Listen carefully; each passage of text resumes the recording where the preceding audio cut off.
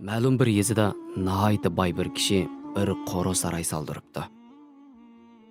Qora saroyning qurilishi bitganda boy qozon esib, butun yezidagi kishilarni uyiga tomoq taklif qilibdi. Cho'ng kichik, ayol, sog' sarangdan tortib hamma kishi tomoq taklif qilinibdi. O zamonlarda har bir yezida bir, ikki taldan aqli o'sha joyida bo'lmagan sarang kishilarning bo'lishi normal ekan. Amaliyotda u kishilarning rost sarangmi yoki sarang emasmi, uni ham bilmaktas ekan. Taklif qilingan kishilar kelibdi. Tomoqlar tortilibdi. Yezidagi kishilar saroydan ayrilgan chaqda boy qo'l ostidagilarga mundoq deb buyruq tushiribdi. Sarangga aytinglar, bu saroydan xolig'inni ep ketsin.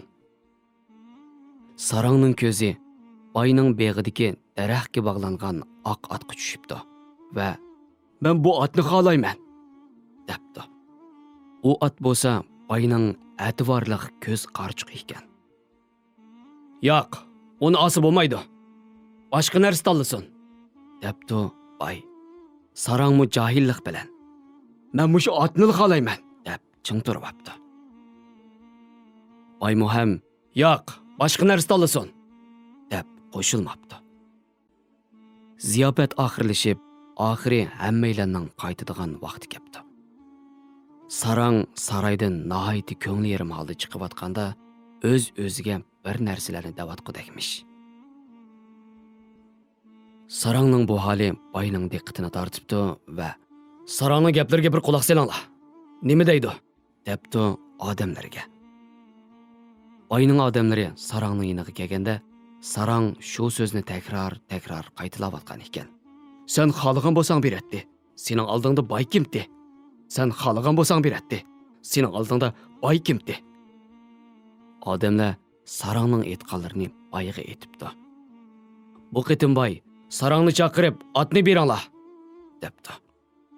Shuning bilan odamlar otni sarangga beribdi. Sarang saroydan xo'shal-xo'ram ayrilayotganda yana o'z-o'ziga shu so'zni takrorlayotgandekmish. Shuning bilan boy odamlarga "Bu qitim endi nima deyotdi? Bir tinglab beqinglar" debdi. Sarangning nima deyotganligini bilamsiz? "Jonim Allohim, men u yerda sendan tiladim.